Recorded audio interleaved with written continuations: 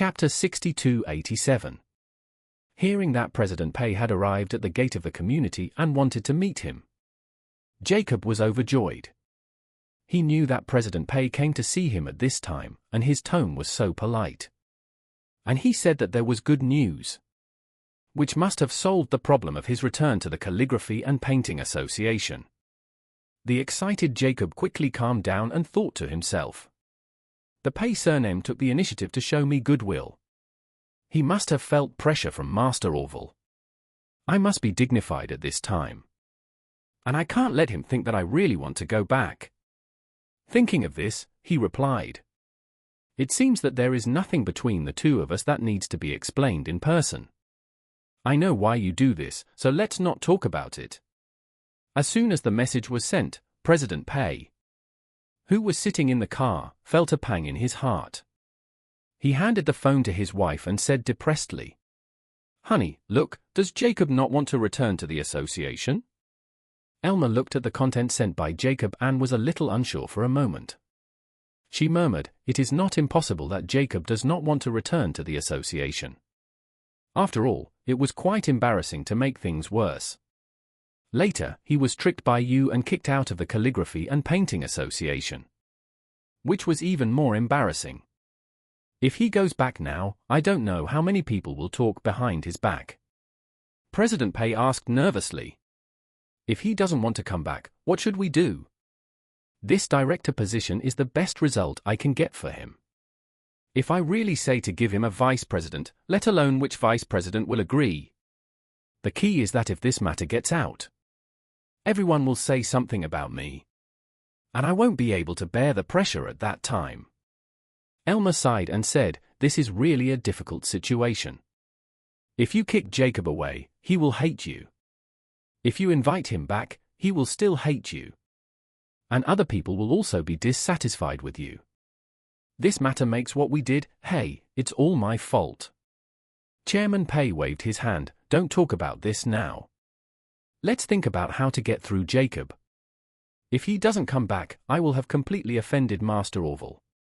I used to think it didn't matter whether I offended Master Orville or not. Although he is doing well, I don't ask him to do anything for me. Besides, now we live in a society ruled by law, he can't do anything to me. But I never expected that Master Orville's connections are so strong that he directly cut off my promotion. If I can't satisfy him this time, maybe I won't be the president of the Calligraphy and Painting Association for long." Elma handed him the phone and said, "You'd better call.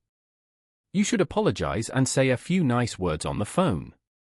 Even if you scold yourself. As long as Jacob calms down a little and is willing to come out to meet you, there is still room for mediation. Otherwise, if he is really determined not to go back, then we have no other way." President Pei nodded, gritted his teeth and said, "Okay. I'll call him." After that, he took the phone and called Jacob directly.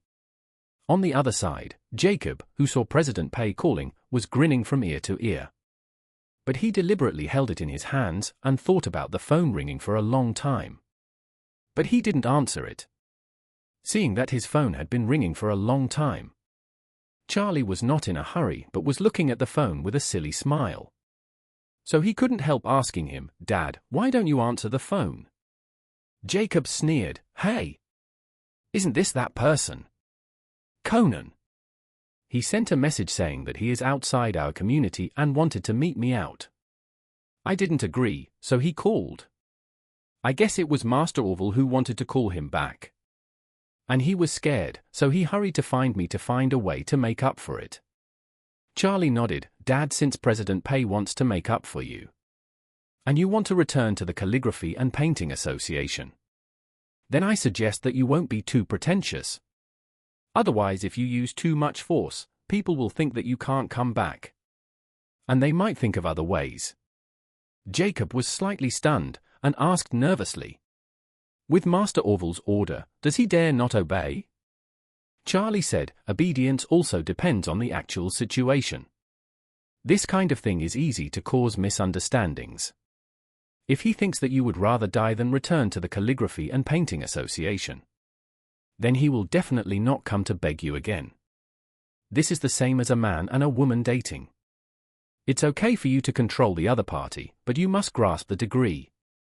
If you make the other party completely desperate, the other party will definitely no longer insist fearlessly. Jacob nodded thoughtfully. That makes sense. Then I'd better go and meet him. I must return to the Calligraphy and Painting Association.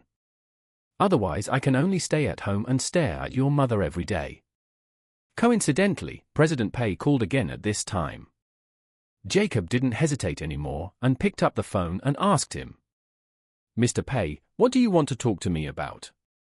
President Pei said quickly, "Oh, Jacob, you finally answered the phone. I just wanted to apologize to you in person and then tell you some good news. I'm at the gate of your community now. Don't worry, I won't take up too much of your time.